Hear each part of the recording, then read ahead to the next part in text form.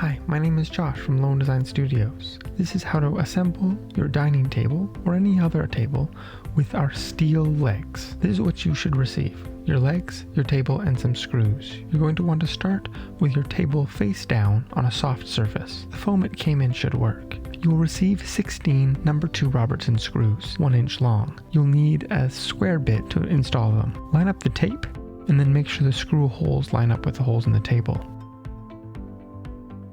You want to start with the screws in the corners to ensure you have the placement right. Put them in partway first and then tighten them down once you have them all in. Once all 16 screws are in, flip your table over. You can now remove any of the tape and you're ready to invite all of your friends over.